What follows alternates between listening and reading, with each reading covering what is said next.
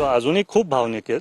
त्याच्यामुळे जर विरोधकांना लढायचं असेल त्यांनी लढावं, पण आपल्याला माहिती बारामतीकर काय करणार आहे त्या निवडणुकीत. अजित पवारांशिवायची निवडणूक इमॅजिन केली होती का आणि होती येते का? आयुष्यात नव्हती केली. कसं बघताय सगळीकडे, किती आव्हानात्मक वाटतं?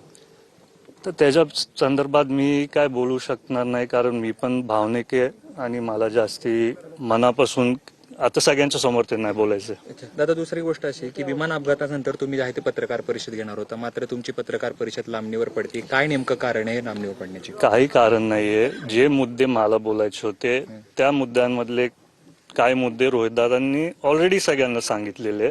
मला जे मुद्दे होते ते बोलायचे होते ते नंतर परत जेव्हा कळालं की माझी पत्रकार परिषद होणार आहे, परत रोहितदादांची झाली, त्याच्यात ते परत कव्हरअप झाले.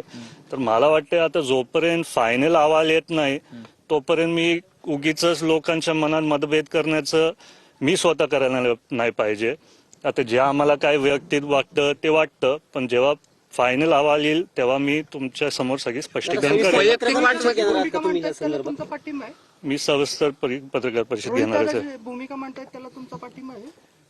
मी तसं नाही बोललो. तुम्ही माझ्या मुद्द्यांचे चुकीचे उल्लेख नका करू. मी बोललो काय माझे मुद्दे होते ते त्यांनी त्याच्यात कव्हरअप केलेत. पण मला पण वाटतं की कुठेतरी तुम्हाला माहिती, मी एका काळात तो व्हिडिओ टाकला जिथं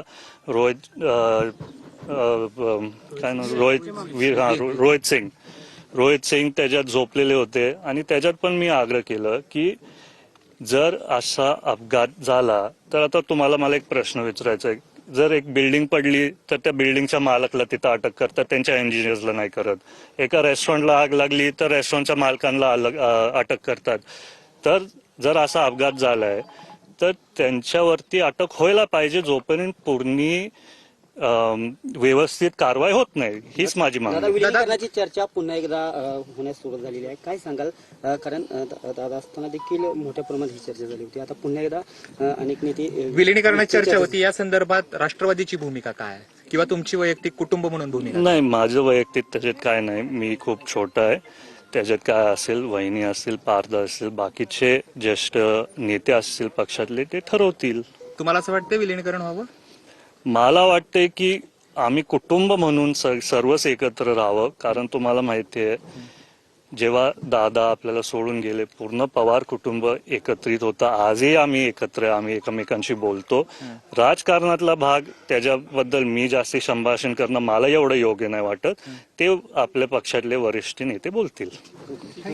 तरी होते जय पवार या ठिकाणी तर दादांच्या विमान अपघाताचा अंतिम अहवाल आल्यावर सविस्तर बोलेन, पत्रकार परिषद घेईन असं जय पवार यांनी या ठिकाणी स्पष्ट केलेलं आहे.